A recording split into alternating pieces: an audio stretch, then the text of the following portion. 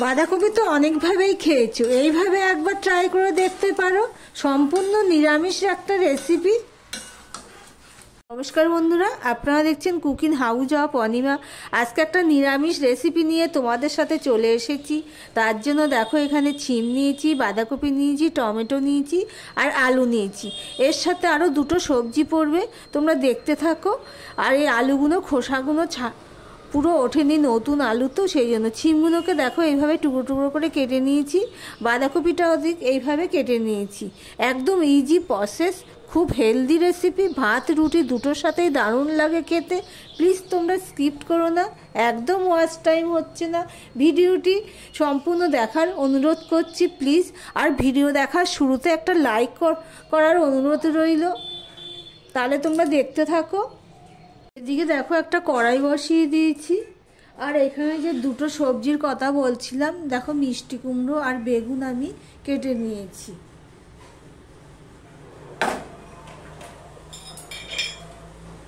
এবার আমি কড়াইতে সর্ষের তেল দিয়ে দিলাম। তেলটা গরম হয়ে গেলে আমি একটুখানি নুন দিয়ে দিলাম। দিয়ে বেগুনগুলো আমি ভেজে নেব।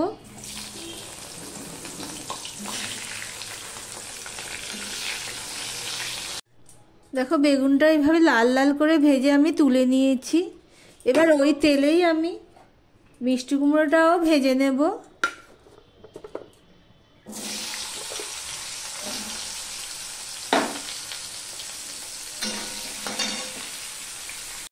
দেখো, একটু নুন দিয়ে দিলাম। আমি আলাদাভাবে নুন দিচ্ছি কেন, তাহলে নুনটা ঢুকবে। এই সবজিগুলোতে একটু নরম, একসাথে দিলে পুরো ঘেটে ঘা হয়ে যাবে।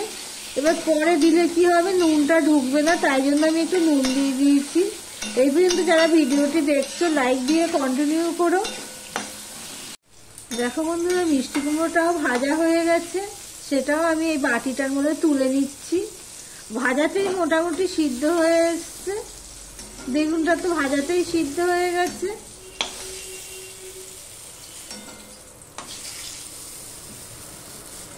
আমি এখানে আর একটুখানি তেল দিয়ে দিচ্ছি, সর্ষের তেলেই দিচ্ছি।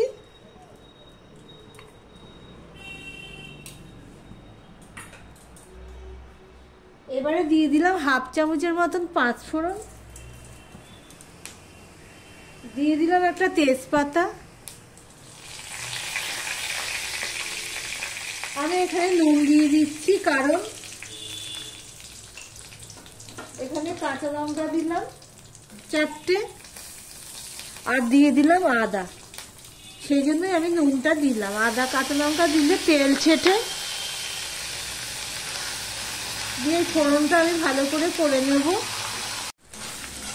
দেখো বন্ধুরা, আদাটা লাল লাল হয়ে ফোড়নে হয়ে গেছে, লাল লাল হয়ে ভাজা হয়ে গেছে। এবারে যে আমি আলুটা প্রথমে দিয়ে দেব। প্লিজ বন্ধুরা, যারা নতুন বন্ধু আমার এসেছো আমার ভিডিও দেখতে, তাদেরকে অনুরোধ করছি সাবস্ক্রাইব করে কন্টিনিউ করতে।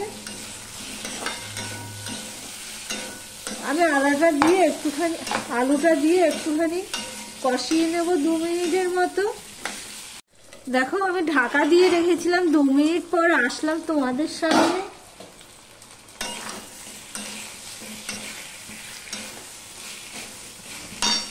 এবারে আমি বাঁধাকপিগুলো দিয়ে দেব।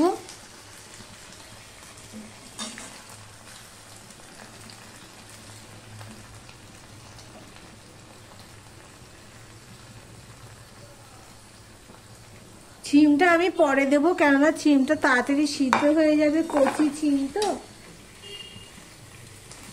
প্লিজ তোমরা এইভাবে, আমি যেইভাবে করছি এইভাবে একবার করে দেখতে পারো বাড়িতে, খেতে ভালোই লাগে। নিরামিষের দিনে কি রান্না করব একটা ব্যাপার থেকে যায়। আমার ঘরেও ঠিক তাই। আগে তো নিরামিষ রান্না জানতামই না, সবেই তো এই চিংড়ি মাছ, মাছের মাথা এইসব। কিন্তু এখন 2 দিন আমার সপ্তাহে নিরামিষ হয়, এখন আমার নিরামিষ করতেই হয়। এইভাবে একবার ট্রাই করে দেখতে পারো। এর মধ্যে আমি এবারে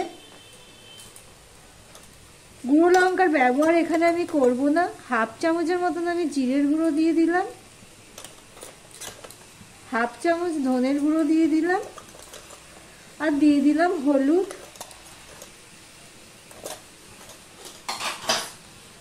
আমি নুনটা সামান্য দিলাম, কেন এর আগে আমি নুন দিয়েছি। দিয়ে সম্পূর্ণটা আমি মিশিয়ে নেব। মিশিয়ে নিয়ে আমি কষাতে থাকবো।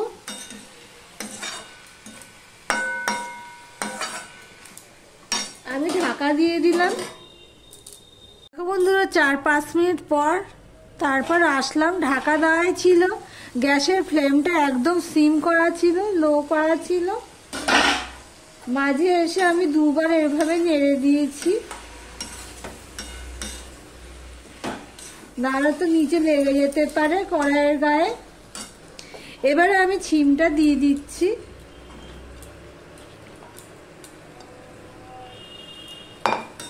দিয়ে সম্পূর্ণটা আমি মিশিয়ে নেব শিমের সাথে। বাঁধাকপি তো অনেকে অনেকভাবেই খেয়েছে, এইভাবে একবার ট্রাই করতে পারো। ভাত রুটির সাথে নিরামিষের দিনে দারুণ লাগবে। পেঁয়াজ রসুন ছাড়া একটা রেসিপি। দেখি আলুটা সিদ্ধ হয়েছে কিনা। আলুটা প্রায় সিদ্ধ হয়ে এসেছে, কেটে গেছে খুন্তি দিয়ে, কিন্তু একটু শক্ত রয়েছে। এই অবস্থায় আমি শিমটা দিয়ে দিলাম। এই রান্নাটা যেহেতু জল পড়বে না, সেই জন্য রান্নাটা একদম লো করে দিয়েই করতে হবে, লো হিটেই করতে হবে। এবারে আমি উপরে দিয়ে দিলাম টমেটোটুকু, দিয়ে এবার আমি ঢাকা দিয়ে দিলাম। এটা একটু টক টক হবে, টমেটোর পরিমাণটা ওই জন্য একটু বেশি লাগে। সিম করে দিয়ে আমি প্রায় 4-5 মিনিট পর আসলাম। মাঝে এসে আমি ঠিক এইভাবে একটু নেড়ে দিয়েছিলাম, কেননা জল যেহেতু পড়েনি সেই জন্য লেগে যেতে পারে, যদিও লো ছিল। এবারে যে আমি মিষ্টি কুমড়ো আর বেগুন ভাজাটাও দিয়ে দিলাম। এবার সম্পূর্ণটা আমি এইভাবে মিশিয়ে নিচ্ছি, দেখো ঠিক এইভাবে।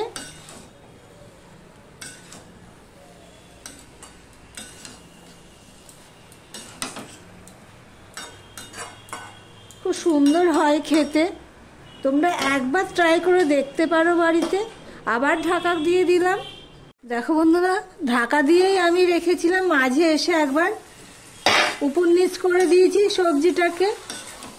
এবার একটু বড় করে দেব, যেহেতু জল রয়েছে জলটা শুকাতে লাগবে। জল দেবো, জলটা শুকাতে লাগবে, সেই জন্য একটু বড় করে দিয়ে নাড়তে থাকছি। সম্পূর্ণটা সব সিদ্ধ হয়ে গেছে সব সবজি। এবার আমি মিষ্টি দিয়ে দিচ্ছি। 2 চামচের মতো আমি মিষ্টি দিয়ে দিলাম, কারণ একটু চিনি দিতেই হবে, নাহলে এই তরকারিটার স্বাদ ফুলবে না। সম্পূর্ণটা আমি মিশিয়ে নিলাম। গ্যাসের ফ্লেমটা কিন্তু আমি একটু বড় করেই দিয়েছি, যাতে সবজিটা একটু শুকনো শুকনো হয়। এমনিতেই এটা শুকনো শুকনোই তরকারি হবে। তাই সম্পূর্ণটা মিশিয়ে দিলাম। এবার দিয়ে দিচ্ছি ধনেপাতা। ধনেপাতা দিয়েও আমি সম্পূর্ণ মিশিয়ে দেবো। গ্যাসটা আমি অফ করে দিলাম, দিয়ে সম্পূর্ণটা মিশিয়ে আমি গরম কড়াইতে রেখে দেবো 5 মিনিটের জন্য। ভিডিওটা আজকের মতন এখানেই শেষ করলাম।